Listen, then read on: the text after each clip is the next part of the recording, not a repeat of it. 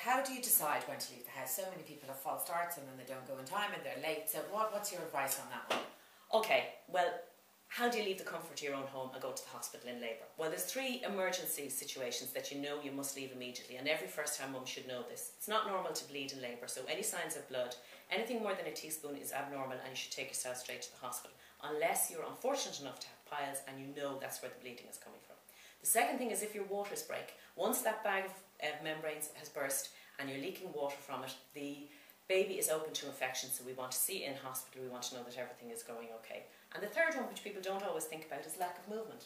Because movement, you monitoring your baby's movement is your way of judging that everything is good. So towards the end of the pregnancy, end of the day, haven't had your 10 kicks, sit down, put your feet up, watch the telly for a little while. Baby's still not moving, really cold glass of water, stick ice in it, be a bit cruel, glass of cold water. That'll wake anyone up. It'll wake the baby up, get the baby to move. If at the end of that baby's not moving, off you go into the hospital. They're open 24 hours a day, maternity hospitals. You present yourself, you don't need an appointment, you don't need to phone. You go in and you say, baby's not moving. No one's really going to shout at you for turning up if it wasn't Absolutely. right. They're just going to tell you to go back home and relax and come back later. They'll check you out first. Yeah. They'll check the baby out, check you out, and they send you home with peace of mind, which is what you need.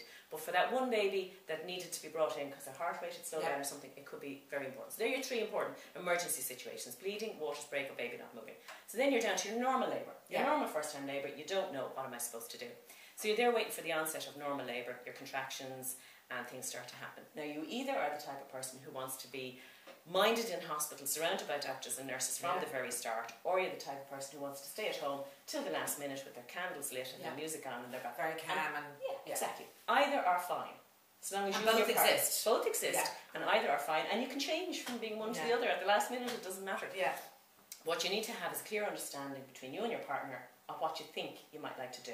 So I might say, right, once my contractions have started and I can't speak anymore when my contraction is really strong, then I know I need help with pain relief, and that's when I want to go. Okay. Or I might say, once I'm established in labour, I want to be in there because I have plans and I want to be able to have my epidural, and if that's what you want, that's fine. Or you might say, I want to stay as long as I can at home. And new babies don't, first-time babies don't fall out, so you will get warning. As long as you can read the signals as things are progressing, it won't be a problem. And reading those signals is back to a birth plan. It's back to having gone to an antenatal class. Back to education. Exactly. Knowing what's happening. Yeah. So there's no absolute. So what's right for you is right for you. Perfect.